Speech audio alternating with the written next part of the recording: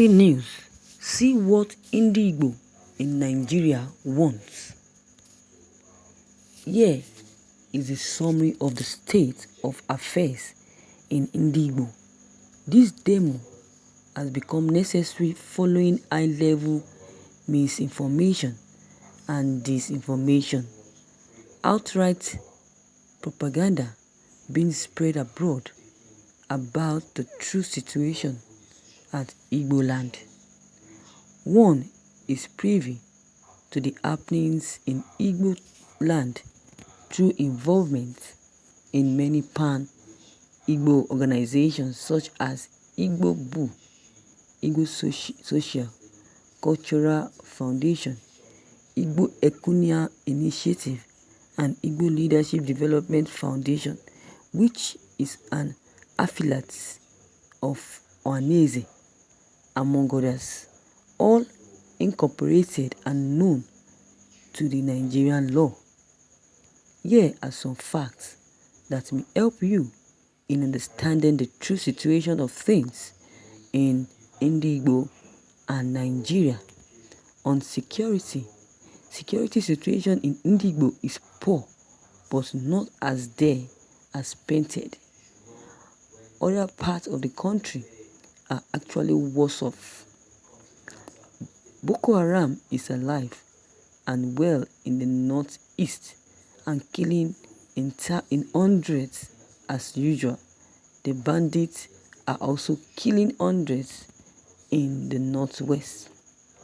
The security challenge in the southeast is essentially that of the activities of the herdsmen that are not checked by the federal government and its security agencies, but it is not limited or targeted, not the southeast alone. In fact, the middle belt is the worst hit so far, especially southern Kaduna, Plateau, and Benue State, where thousands have been killed and murdered. Southwest has been also hit, which led to the formation of Amotekun, essentially to checkmate the nefarious activities of herdsmen in that region. There are pockets of isolated attacks here and there in southeast caused by the herdsmen.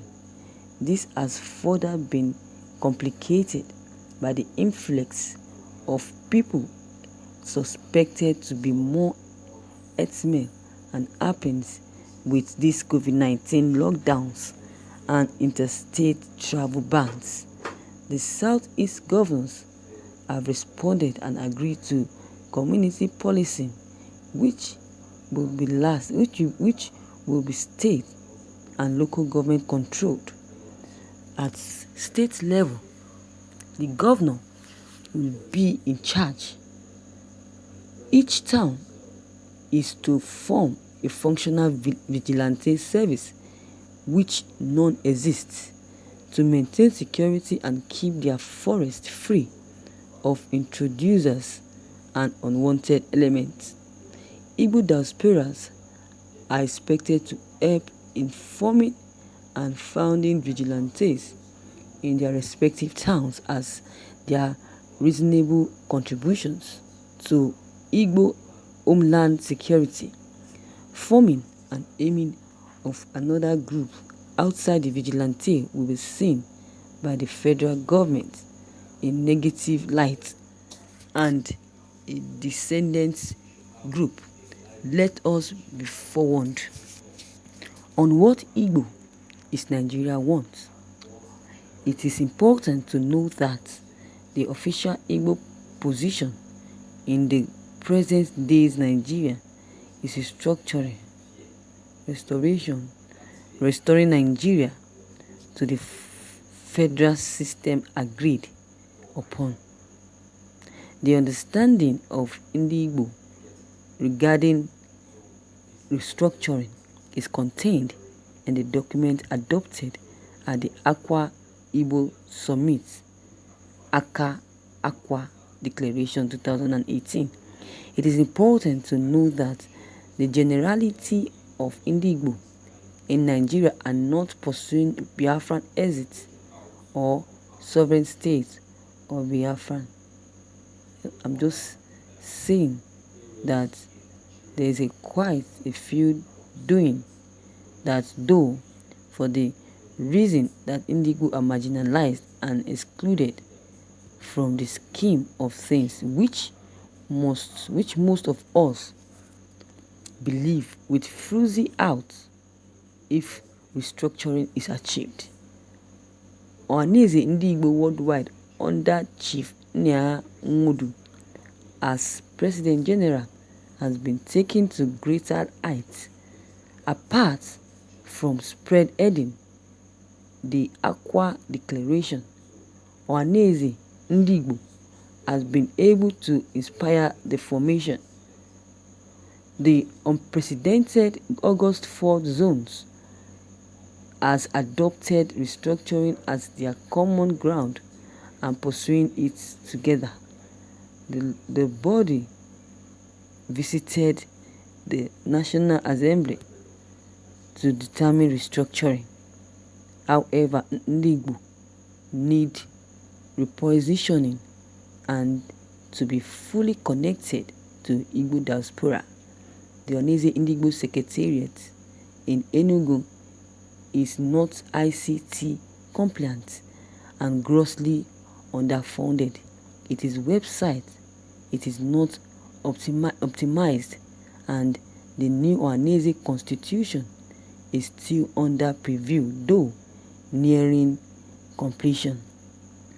Thank you, viewers, for listening to this news. Wow. Viewers, what would you say concerning the memo to Ndigbo in the diaspora, or what Ndigbo wants in Nigeria? Well, I've said it all.